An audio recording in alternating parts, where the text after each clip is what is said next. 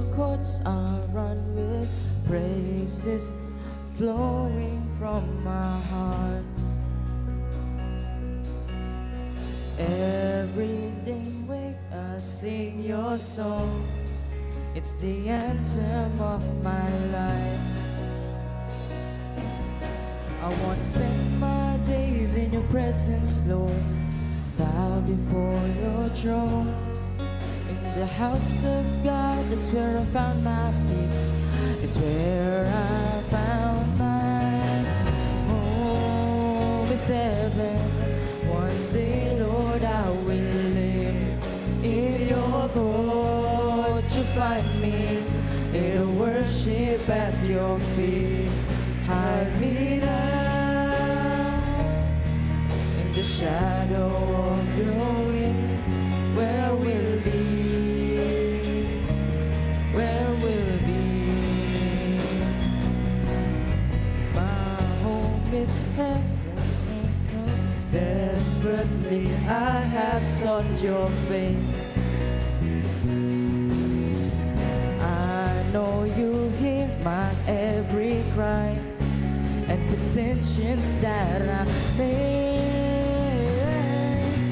Oh, spend my days in your presence, Lord, bow before your throne. In the house of God is where I found my peace. It's where I found my home is heaven.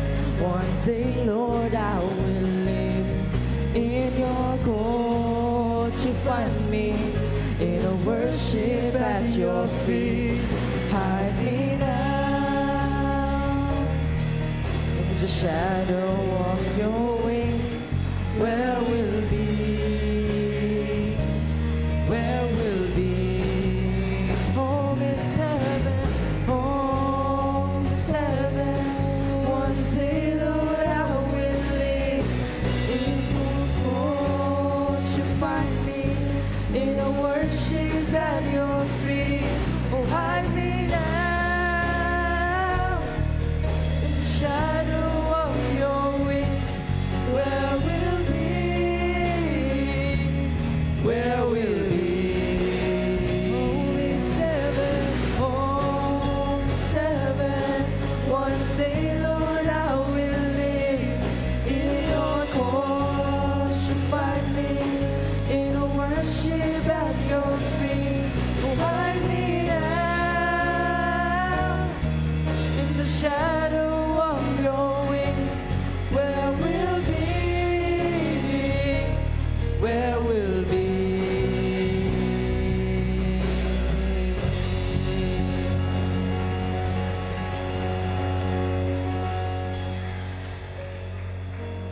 Hallelujah. Parang natin.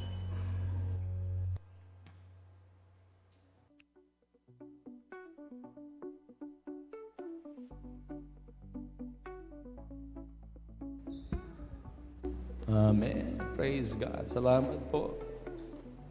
Tayo po ay pwedeng sumamba sa Panginoon. Sa mga pagkakataon na tayo po ay sinasamahan ng Panginoon, tayo po ay nagagalak. Ano po? Glory to God. Gusto po muna nating i-welcome si Sister Eunice Amuraw. In-invite po siya ni Brother Kim. Pwede po bang... ayun. Ayun, nandun po siya. Welcome kayo dito sa ating pagsamba, Sister Eunice. Si Eunice po ay nanay ni Timothy, no? Nanay. Oo, sa libro po ng Timothy. Sa 31, yan po ay Sabado. Yan po yung ating family day. Lahat po ay required. Required na pumunta. Yun pong ating mga contribution ay ibigay na lang po natin sa ating pong mga treasurers ng bawat department. Kay Sister Mylene sa WM, Brother Erwin, tapos si Sister Apple sa WM. magpalista rin po ng inyong mga pangalan kung kayo po ay magpapabaptize. Ano po, ibigay nyo na lang din sa mga treasurer, ano po yung pangalan. O kaya kay Sister Malu. Ano po, yung lahat po ng magpapabaptize. Maaga po kayo kung magpapabaptize ay mas maganda kung mas maaga. Ano po, mas maganda kung alas 8 ay nandun na po. Mag-start po tayo ng 8:30 para po doon sa lahat po ng magpapabaptize. Wala na po ba akong nakalimutan?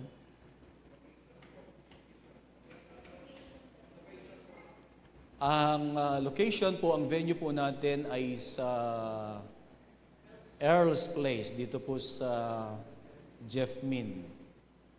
Pagkatapos po ng dating manggahan, ano po, kakaliwa, tapos hindi na po malayo noon. Malapit lang. So required po tayong lahat na tayo po ay pumunta. Huwag niyo pong kakalimutan yung baon nyo. Pagbaon po ninyo yung mga invited po ninyo, mag-invite po tayo. Ano po, kasi yung lugar na yon ay exclusive po sa atin hanggang 5 p.m. And yan po, pinag-usapan natin, mangaral tayo ng salita ng Diyos patungkol po sa kaligtasan na binibigay ng Panginoon. Paghandaan po natin, ano po. Kung meron po kayong mga Biblia, ay buksan po natin sa Revelation. Kasunod po ito ng nakaraang pangangaral, Revelation chapter 3, verses 17 to 21. Kung ang nakaraan pong pangangaral natin ay Revelation 3, 14 to 16, ay 17 to 21 naman. But the same church po, Laodicean church pa rin. Nakita na po ninyo? Revelation chapter 3, verses 17 to 21.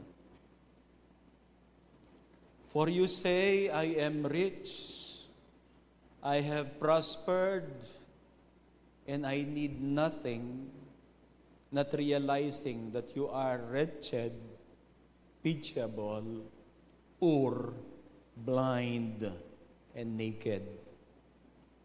I counsel you to buy from me gold refined by fire, so that you may be rich, and white garments, so that you may clothe yourself, and the shame of your nakedness may not be seen, and salve to anoint your eyes, so that you may see.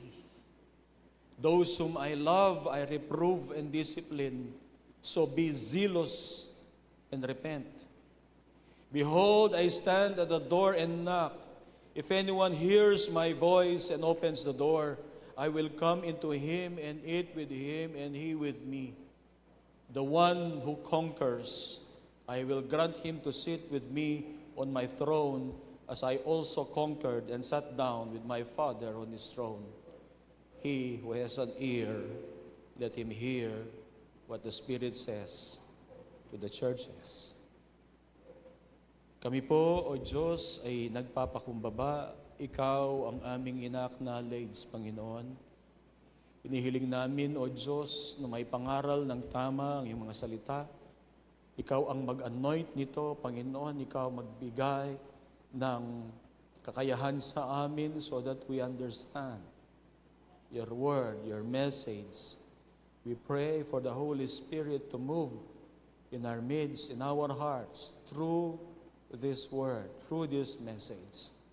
Lord, we are expecting great and mighty things from you, and we ask that the Holy Spirit will lead us. And Lord, magkaroon kami ng puso na tanggapin, O Diyos, ang iyong mga salita. At dalangin namin may pangaral ito ng may kapangyarihan, may pangaral ito ng tama ayon sa iyong kalooban. Sa pagkakataon pong ito, inihiling namin, O Diyos, ang inyong pangunguna kay Sister Kyle. Let your favor rest upon her In the name of Jesus Christ, we pray, Lord, for your favor. We pray, O God, we pray, Father, that you lead her, that you bless her in her exam sa Sipali, Panginoon. Samahan mo siya, Panginoon, sa panahon ng exam. In the name of Jesus Christ. We pray for your help. We pray, Lord God, for your favor. We pray for your blessings. In the name of Jesus Christ. We pray that she will pass. In the name of Jesus Christ. As a church, Lord, dinadalangin namin siya, Panginoon, sa iyo. Gayun din, Panginoon, ang mga mayroon pong karamdaman, Panginoon, si Brother Edwin and kanya pong anak, si Matthew, we pray for healing in Jesus' name. Lord, ang iyong kapangyarihan na iyong ipadaloy, Panginoon, maranasan po nila ang kagalingan, Panginoon. Naniniwala kami, and even in our time, Lord, you are our healer, Panginoon. Salamat po. Nothing is impossible with you. We honor you, Lord. We thank you. This is what we pray in Jesus' name. Amen. Tayo po ay makakaupo. Ako po ay naniniwala na bilang mga mananampalataya, bilang mga tagasunod ng ating Panginoong Hesukristo, kung hindi man lahat, karamihan, po, has that desire and intention na tapusin po nila ang takbuhin nila bilang mga mananampalataya. Tayo po ay mayroong mahabang takbuhan. Meron tayong race, na kailangang tapusin. At kung ikaw ay mananampalataya, you have that desire and that intention to finish that race that is set before you. Not unless ang isang mananampalataya ay he or she totally turned her back or his back on their faith. Ang sabi po ni Paul sa kanyang mga sulat sa 2 Timothy chapter 4 verse 7, I have fought a good fight, I have finished the race, I have kept the faith. Hanggang sa kahuli-hulihan, ay dala-dala po niya, sabi niya, ako'y nakipaglaban para sa aking pananampalataya. Tinapos ko ang aking pananampalataya. Nanatili ang aking pananampalataya sa Diyos hanggang sa dulo. At marahil ganon ang ating pong mga ninanasa sa ating mga buhay, na hanggang sa dulo ay nandun yung ating pananampalataya sa ating Panginoong Jesus. But along the way ay kung minsan tayo po ay nangihina, pero ang Panginoon ay parating merong mensahe sa bawat churches, bawat church, bawat isa po sa atin. Nung ibinigay ng Panginoong Jesus ang kanyang diagnosis po sa kanyang church sa Laodicea, gusto ng Panginoon na pakinggan ng church na ito ang kanyang mensahe, ang kanyang boses, na nire-reconcile po niya ang kanyang church sa kanyang sarili. Ang sabi po sa verse 20, mag-advance lang ako ng konti, Behold, I stand at the door and knock. If anyone hears my voice and opens the door, I will come into him and eat with him and he with me. Binigay ang mensahe pong ito, binigay ang mga babala sa revelation. Dinadiagnose ng Panginoon ang kanyang church na lukewarm. It is not to condemn the Laodicean church, but to restore the church to Himself. I stand at the door and knock. He wanted them to hear His voice. Sa verse 22, He who has an ear, let them hear what the Spirit says to the churches. The Lord Jesus cares for them. He cares for His church. And He doesn't want them to suffer separation. Kaya nga nire-restore po niya, lumapit kayo sa akin. I stand at the door and knock. Ang Panginoong Jesus, ang gusto po niya ay sila ay maging matagumpay. Ano po, saan natin makikita yan? This is verse 21, the one who conquers. Sa English Standard Version, sabi niya, the one who conquers, I will grant him to sit with me on my throne as I also conquered and sat down with my Father on His throne. At doon ko po kinuha ang mensahe. Ang pamagat po, the one who conquers. Binanggit po yan sa verse 21. Magiging posible po ito dahil sa Panginoong Jesus. Sa tulong, sa gabay, sa pagsama sa atin ng Panginoon, sa ating pagbabalik loob sa ating Panginoong Jesus. From start to finish, it will always be by the grace and goodness of Jesus Christ sa atin. Kailangan tayong makinig kung ano ang sinasabi po ng Espiritu sa mga iglesia. Iyan ang sinabi po ng verse 22. Ano po? At kailangan tayong makinig kung ano ang mensahe ng Panginoon. Hindi po ang aksidente na tayo po ay naririting ngayon, na present tayo. And we are willing to listen to the message of the Spirit to the church and personally to us. God has a message, and He is saying it to the church in Laodicea, and He is saying it to us today. He has a message for His church. Una po, ang sabi po ng verse 17, for you say, I am rich, I have prospered, I need nothing. Not realizing that you are wretched, pitiable, poor, blind, and naked. Ito po ang pananaw ng church sa kanyang sarili. Ang Laodicean church. The Laodicean church has a false sense of security. Ang sabi niya ng Panginoon, ang nag-diagnose mo nito ang Panginoon. You say, pananaw nila, pananaw ng church, pananaw nila sa kanyang sarili, sa kanilang sarili, bilang isang church, that they are rich and they have prospered and they need nothing. And because of that, ano po, nung sabihin ng Panginoon sa kanya, not realizing that you are wretched, pitiable, poor, blind, and naked.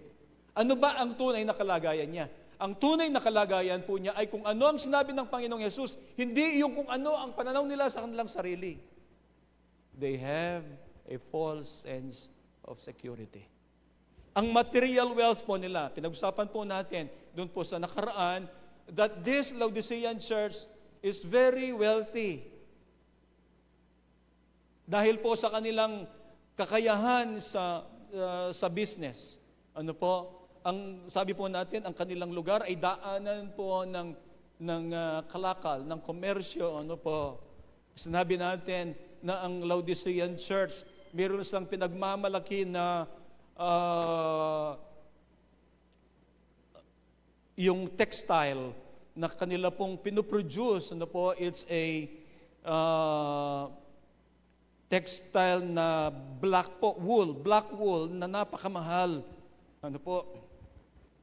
At sila rin ay lugar na kung saan meron po silang medical school na kung saan ay specialist na po sila sa mata.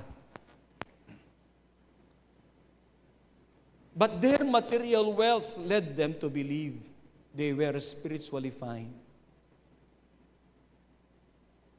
It's the other way around. That is not their case. Hindi po sumusunod yung kanilang material wealth doon po sa kanilang spiritual health. They were lukewarm base po sa diagnosis at kung ano ang sinabi ng Panginoon. And they were about to be spitted out or maalis po sa presensya ng Panginoon. They were about to be spitted out of the presence of God. Napagkamalan po nila that their earthly success ay nagiging resulta ng kanilang spiritual health. In reality, they are spiritually bankrupt because of their self-sufficiency. Saan po natin makita ang kanilang self-sufficiency? Ang sabi po ay, you say, I am rich, I have prospered, and I need nothing. I need nothing. Self-sufficient po sila. Ano po?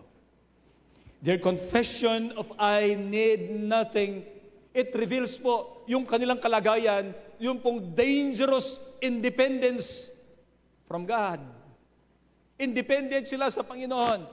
Biruin mo, sabihin nila, I need nothing. Hindi ba nila kailangan ang Diyos? I need nothing. Ang gusto ng Panginoon na tayo po ay dependent sa Kanya. Ano po, sa lahat ng mga desisyon, sa ating mga ginagawa, kung ano man, ano po, ang gusto ng Diyos ay dependent tayo. Hindi po tayo independent sa Panginoon. We need God. Yan po ang katotohanan. Ano po? Ang tunay na kalagayan po nila ay hindi yung sila ay they are rich, they are prosperous, and they need nothing. Ang kalagayan po nila ay kailangan nila ang Panginoon. Sapagkat ang sinabi po, their true identity is that they are wretched, they are pitiable, they are poor, they are blind and naked. Ano ba yung wretched? Ano po? Miserable.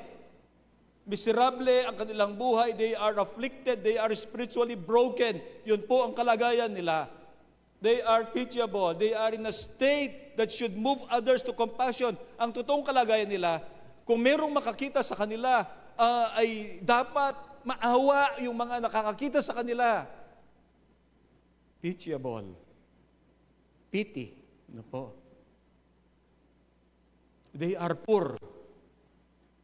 Sinasabi nila that they are rich, but the Lord Jesus says they are poor, destitute of true riches. Ano ba yung true riches na sinasabi po ng Bible? What are true riches? True riches, faith, grace, godliness.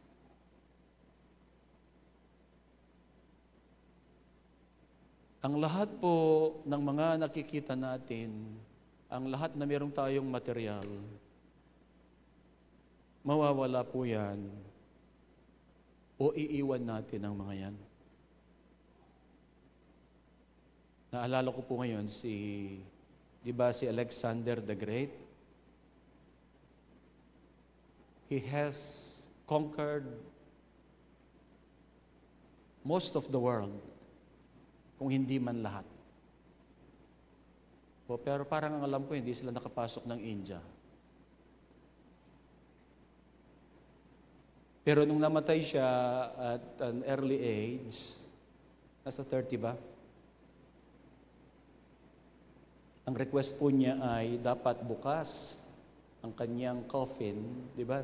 Nabanggit ko na po ito, na dapat ang kanyang kamay ay nakalabas sa kanyang kabaong para sabihin niya na walang may dadala. Ang request niya, sabi niya, ang magdadala sa akin na yung mga pinakamagagaling na doktor para malaman ng tao na pagkamatayan mo na, kahit yung mga pinakamagagaling na doktor, wala silang magagawa. True riches, faith, grace, godliness. Sabi ng Panginoon, ang inyong kalagayan ay kayo ay bulag. They were unable to see spiritual realities. Weren't able to see spiritual realities. Hindi nila makita ang kanilang kalagayan kasi ang sabi po ng verse, sinasabi mo, ganito ka. Ito sinasabi ko sa iyo. Sabi ng Panginoon. that you are blind. Hindi nila makita ang kanilang pangangailangan na espiritual na ibibigay ng Panginoon. They are naked, exposed, exposed and ashamed. Hindi ko po alam kung kailan, pero parang nung bata ako, kaya o binata, hindi ko na alam. I dream. Naglalakad ako, wala akong damit.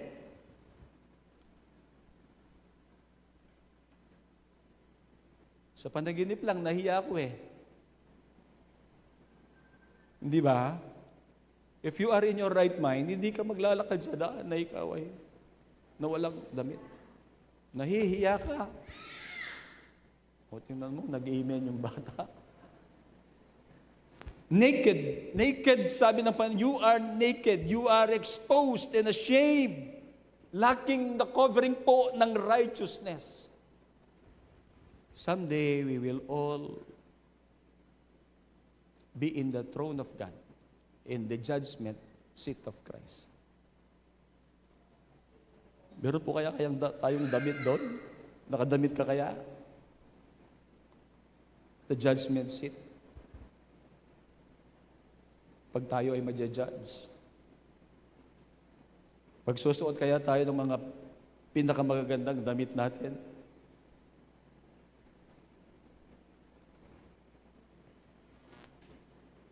All are naked in the sight of God. Ang sabi po ng Hebrews. Ang tunay na spiritual health, kailangan mag-umpisa po doon sa pagpapakumbaba po natin at magkaroon tayo ng honest assessment ng ating mga sarili sa harapan ng Panginoon. Hindi yung ito ang pananaw nila that they were rich, that they have prospered, that they need nothing. That is, yun po ay isang maling pananaw nila sa kanilang sarili. False sense of security. Kung gusto po natin magumpisa o makita natin ang tunay na kalagayan nating espiritual, ay dapat magkaroon tayo ng pagpapakumbaba at i-assess natin yung ating sarili honestly.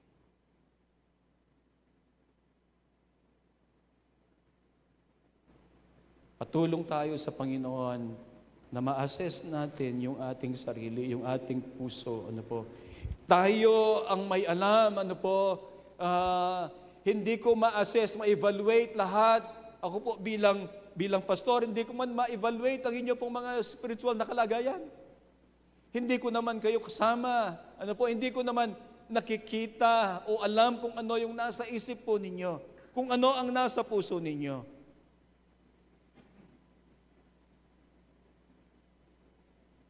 We must have an honest assessment of ourselves. Alam natin po yon at alam ng Panginoon ang kalagayan natin. Ang material wealth can blind us to spiritual poverty. Huwag nating hayaan po yun. Tinatawag po tayo ng Panginoon upang makita natin ang ating sarili, ang ating kalagayang espiritual as God sees us. At tayo po ay magbalik sa Kanya. Amen. Amen po ba? Realize your true spiritual condition. Sa verse 18, ang sabi po, I counsel you to buy from me gold refined by fire, so that you may be rich, and white garments so that you may clothe yourself, and the shame of your nakedness may not be seen, and salve to anoint your eyes, so that you may see. Ang verse 18, sabi niya, I counsel you. Listen to Jesus' counsel. Sapagkat kung ano ang sasabihin ng Panginoon, kung ano ang diagnosis ni Jesus Christ, that would be our true condition. It's not what we say to ourselves. It's not yung perception natin sa ating mga sarili. Hindi yun yung condition natin. Hindi yung tunay na condition natin. It's what Jesus will say. Listen to His counsel. Sabi niya, I counsel you. The Laodicean church were rich. Binanggit ko na po kanina, major financial center, renowned for its production of high-quality, glossy, black wool, and was home for a famous medical school that produced a well-known ointment. Kaya binanggit po ang mga to. Buy from me gold refined by fire. How can they buy? They are poor. Ang Panginoon ba, pwede mong bilhan yung mga kayamanan nila, oh Lord, bili ako nito. Pero sabi ni Jesus, buy from me gold refined by fire. Libre po, ano po? Gold refined by fire, it symbolizes faith and character purified through trials.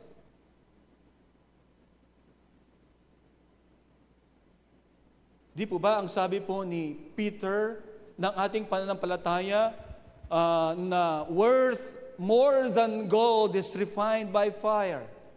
Inihalin tulad na ang ating pananampalataya ng higit po kaysa sa ginto. Ano po? So this symbolizes, sabi niya, buy from me gold refined by fire. Faith refined by fire. Character purified through trials. How can our faith and character be purified? Ang sabi ng Panginoon, through the fire. Maalala ko po, ang pinakauna kong pinangaral, bagamat hindi ito, galing ito sa isang babasahin, ano po, ang pamagat po ay brokenness. Brokenness. Sina Sister Ruby po at saka si Sheikh, si Pet, sabi nila, basahin ko raw yung libro na The Tale of Three Kings. Kasi binasa nila ilang beses. The Tale of Three Kings. Natapos ko kagabi. Ano po? God uses people who are broken.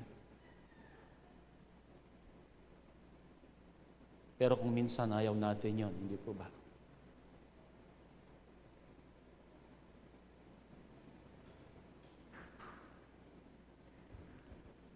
Jesus offers lasting eternal riches.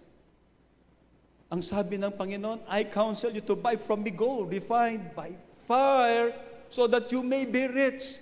Sino ang pwedeng magkaloob ng tunay na kayamanan? Base po dito. Hindi ba si Jesus? Siyang nagsasabi dito, I counsel you to buy from me gold refined by fire so that you may be rich. True riches ay nanggagaling sa Panginoon. True riches ay ino-offer ng Panginoon, ano po, and they last forever. They are eternal riches na binibigay ng Panginoon. They are not subject to decay like earthly wealth.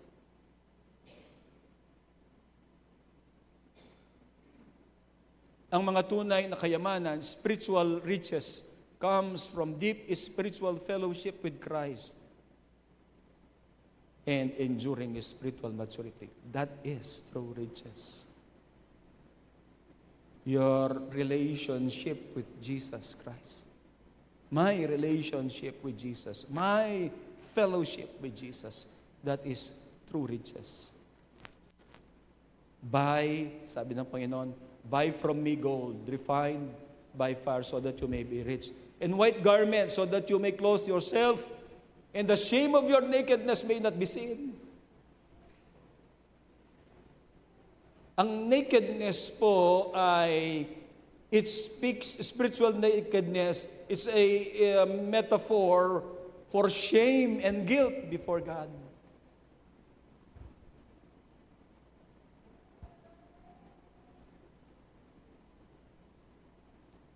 Pero sabi ng Panginoon, buy white garments so that you may clothe yourself and the shame of your nakedness may not be seen. Paano po ito? White garments.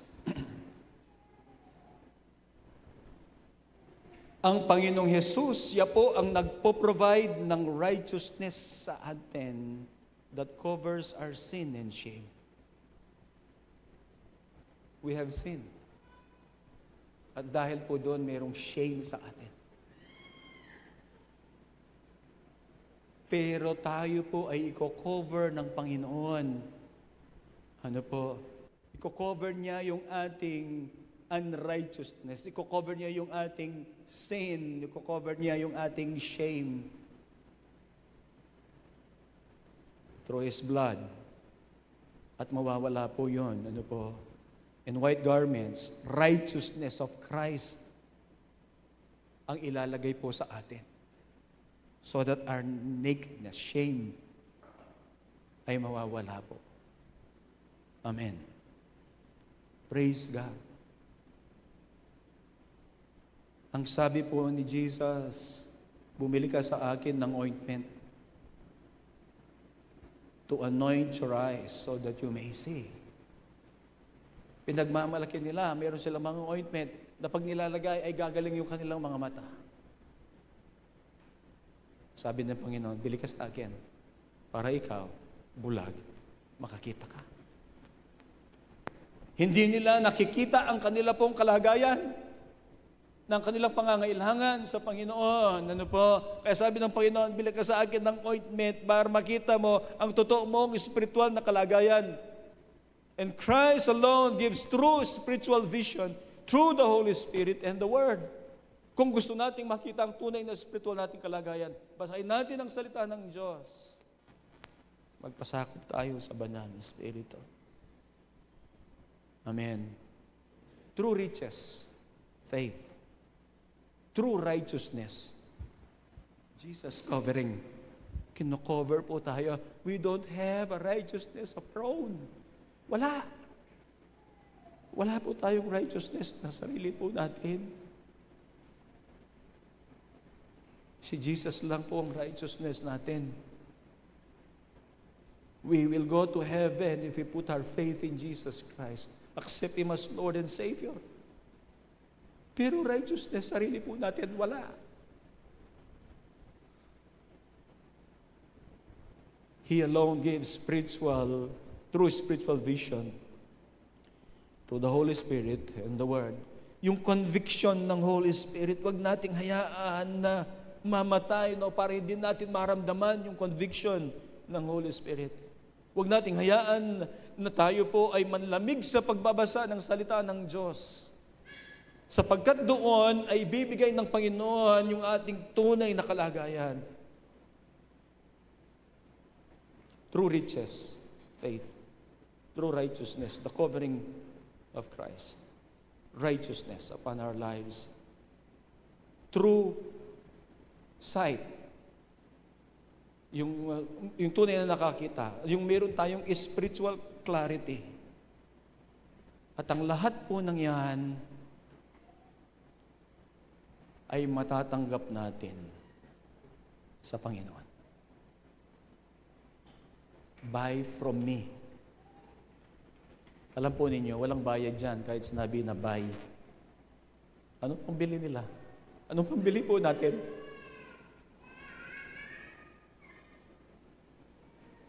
Ang lahat pong ito, true riches, true righteousness, true sight, they are given. They are not earned.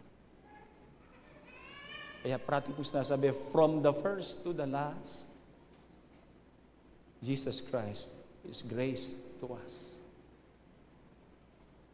Amen. Pangatlo po, accept Jesus' gracious invitation. 19 hanggang 20. To whom I love, I reprove and discipline.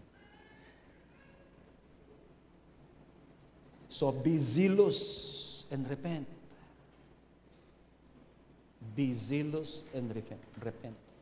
Behold, I stand at the door and knock. If anyone hears my voice and opens the door, I will come into him and eat with him, and he with me. Si Jesus, dindiagnose po niya ang Laodicea. At sabi niya, I am about to spit you out of my mouth. Ang sabi ng Panginoon, ito ang iyong tunay na kalagayan, that you are wretched, you are pitiable, you are poor, you are blind and naked.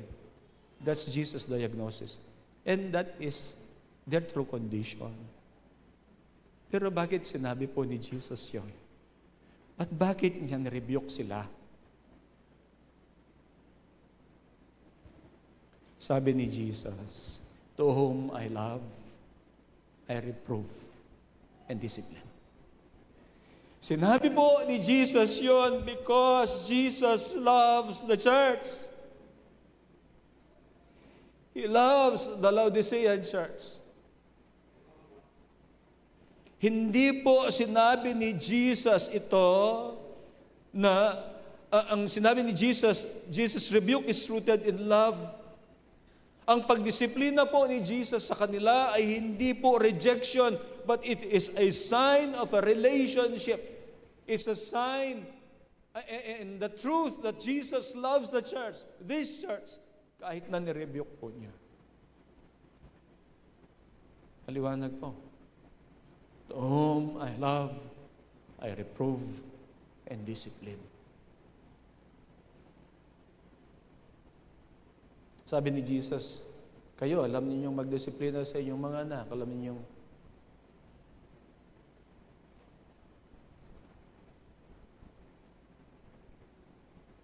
it's a sign o ito isang katotohanan na nagpapakita ng pagmamahal ng Panginoon.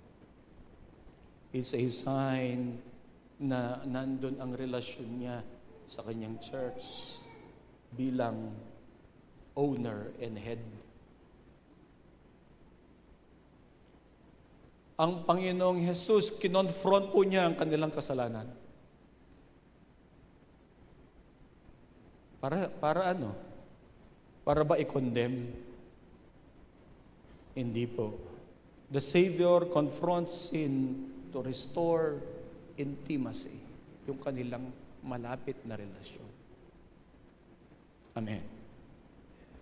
Hindi po ito tolerate ni Jesus yung lukewarmness. Ano po, inanggit natin that yung lukewarm, ano po, dinefine natin nung nakaraan, ano po, at hindi po ito tolerate. At dahil po sa kanilang lukewarm na pananampalataya, maligamgam na pananampalataya, they were about to be spitted out. Pero hindi basta-basta naaalisin ng Panginoon sila sa presensya niya. Nagbigay po siya ng warning. Ano po?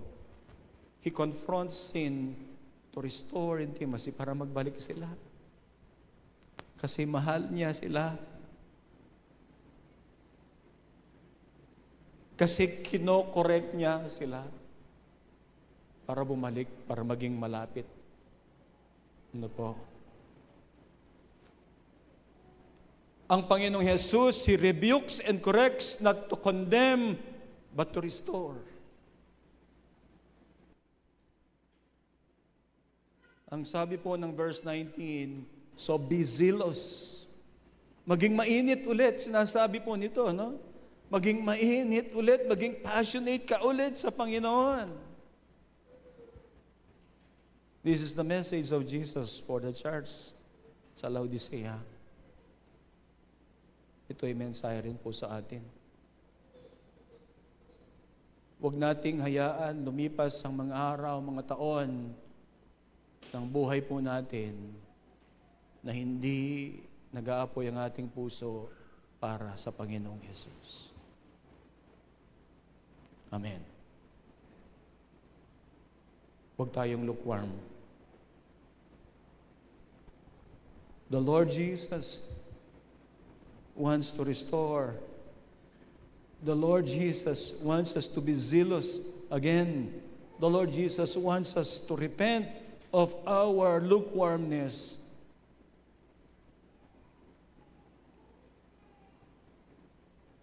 Meron po akong tanong.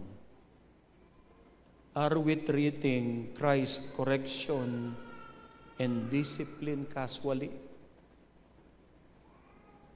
Yung mga halimbawa, nakapakinig tayo dito, yung pangangaral ay yung passionate, fiery, ano po. Tapos after this, wala. It's as if we did not listen. Pero sabi ng Panginoon, He who has an ear, let him hear what the Spirit says to the churches. And this is a message not only for the Laodicean church, but to all of us.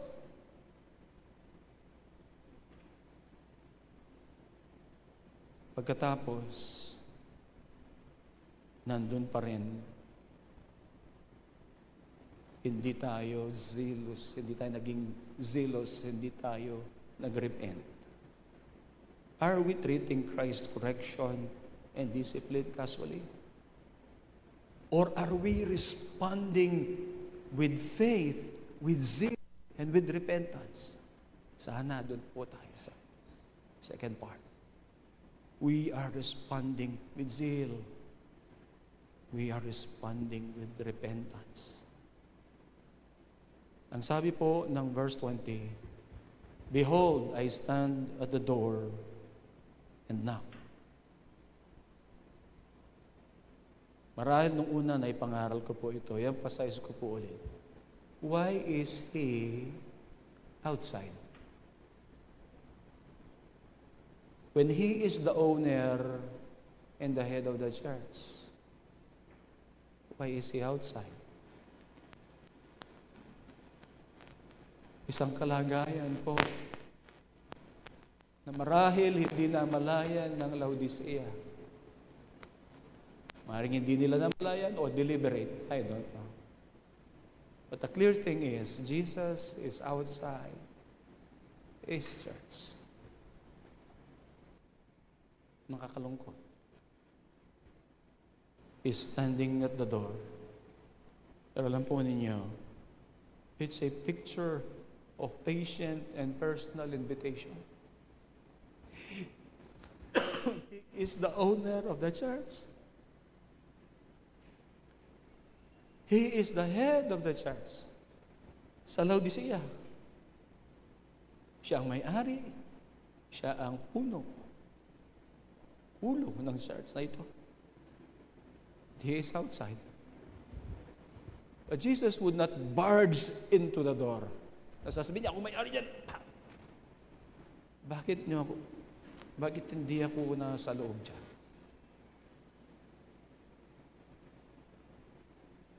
Christ stands at the door, knocking. It's a picture of patient and personal invitation.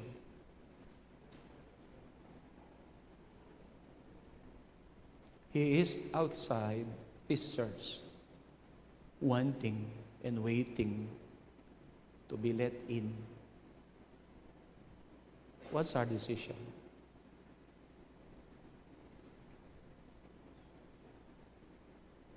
Tayo po ang may desisyon. If we will open the door of our hearts, ano po? He is waiting and He wants to go in. Ano po? At sabi niya, if anyone hears my voice and opens the door, I will come in to him and eat with him and he with me. Di po ba ito ay picture ng gustong makipag-fellowship ng Panginoon sa atin? And who are we? Na hindi po mag-respond dito po sa invitation na ito. If we open the door of our lives and be zealous again and repent of lukewarmness and repent of yung maling pananaw, false sense of security. We will have a restored relationship. Kagaya po ng introduction ko kanina, ako po ay naniniwala na yun ang gusto po natin, na matapos natin ang ating takbuhan, na mayroong apoy sa ating puso para sa Panginoong Hesus. Ano po, mayroon tayong nasa, na maging intimate muli ang ating fellowship kay Jesus. Amen. As we conclude, ano po ba ang makikita natin? We need to reflect on our spiritual condition. Tayo ang may alam po nito. Ang Panginoon, alam niya. Our spiritual condition. Nandun pa ba yung zeal natin sa Panginoon? Kasi binanggit po niya are we still zealous for God?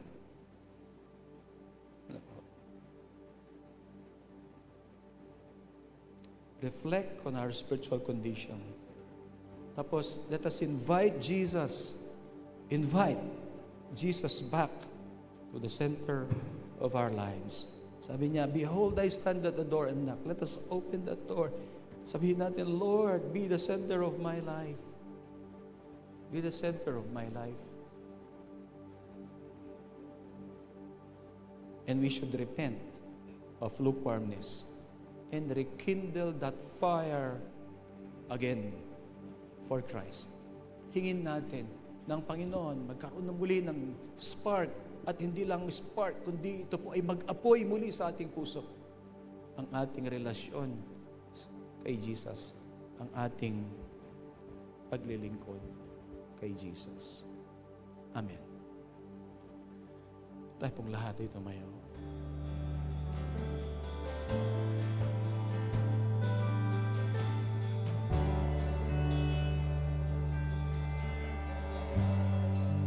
When the music fades, all is stripped away, and I simply come,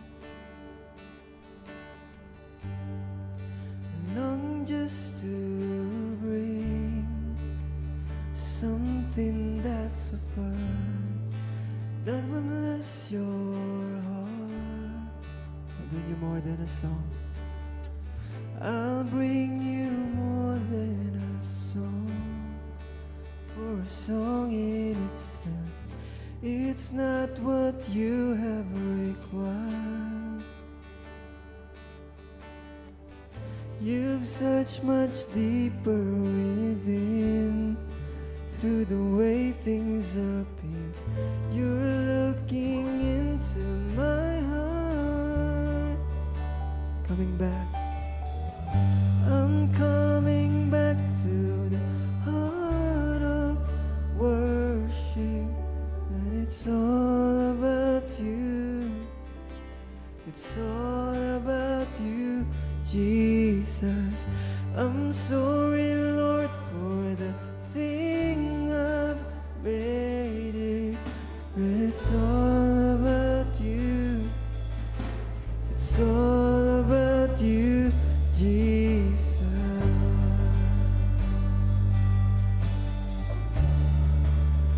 King of endless word, King of endless word, no one could express how much you deserve. Though I'm weak and poor, all I have is yours, every single breath. Lord, I'll bring you more than a song. I'll bring you more than a song, for a song in itself, it's not what you have required. such much deeper within. Through the way things appear, you're looking into my heart. Oh, I'm coming back. I'm coming back to the heart of worship. When it's all about you. It's all about you, Jesus. I'm sorry, Lord, for the thing I've made it. And it's all about you. It's all about you, Jesus. I'm coming back to the heart of worship. It's all about, yes, Lord, it's all about It's you. all about you. Oh, I'm sorry, Lord. I'm sorry, Lord, for the things I've made. And it's all about you. It's all about you, Jesus. I'm sorry, Jesus. Oh. Hallelujah. Hallelujah, Lord. Ikaw, Panginoon, ang tunay na nakakita ng aming mga espiritual na kalagayan. Nakikita mo, Panginoon,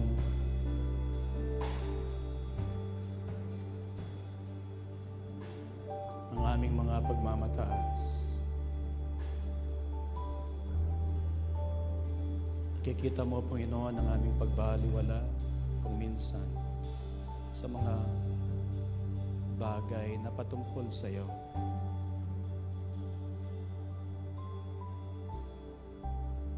Patawarin mo po kami, Panginoon.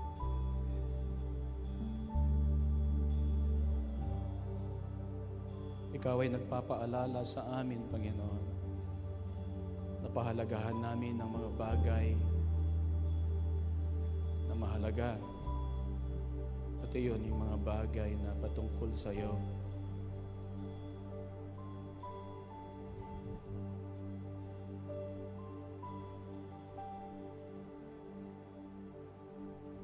Panginoon, magkaroon kami ng tamang pananaw sa aming mga kalagayan. Mangyayari yon, Panginoon, kung kami magpapakumbaba, hahanapin ang iyong kalooban para sa amin. Nahayaan namin that you will be the one to probe our hearts. At ang dalangin namin, Panginoon, ay kami ay maging willing, maging totoo sa aming puso, Panginoon. Tunay ang aming paglapit at pagbabalik sa iyo. Ma-realize namin, Panginoon, ang aming tunay na kalagayang espiritual. Lord, you are calling us back to yourself. Dalangin namin, Panginoon, na kami ay magbalik sa iyo at talikuran ng kasalanan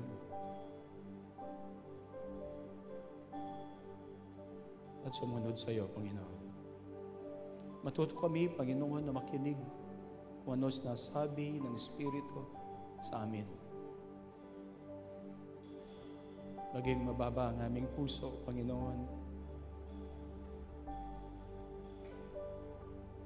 Kung ano ang sinasabi ng banal na Espiritu, ay siyang aming gagawin. Kung ano ang sinasabi ng iyong mga salita, Panginoon, ang siyang aming susundin. Panginoon, tanggapin namin ang imbitasyon ng aming Panginoong Hesus na kami, O Diyos, ay papasukin ng aming Panginoong Hesus sa aming mga buhay at siya ay papasok sa aming mga buhay magkakaroon ng fellowship sa aming mga buhay. Hallelujah. Salamat po. Linisin mo kami, Panginoon. Ikaw ang tunay na nakakakita ng aming pong mga kalagayan. And Lord God, we come to you.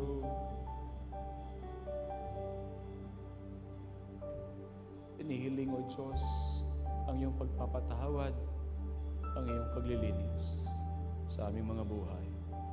Salamat po. Salamat. Salamat sa restored relationship. Salamat, Panginoon, that you will be at the center of our lives, that you will be at the center of this church, and we will desire always, Lord God, your presence in our personal lives and in the church and in our families, Lord. Hallelujah. We pray, Lord, that you take over in our lives. Hallelujah. Salamat po. Salamat po. Oh, hallelujah. Pinupuri ka namin. Dinadakila, pinapasalamatan. Panginoon, ng iyo pong iglesia, ang lahat po ng iyong mga anak na narito ngayon, pagpalain mo po sila, iparanas, Panginoon, ang biyaya ng Panginoong Yesukristo, ang pag-ibig ng Ama, at ang pakikiisa ng banal na Espiritu. Amen. Amen. Amen. Pagpalain po kayo ng Panginoon.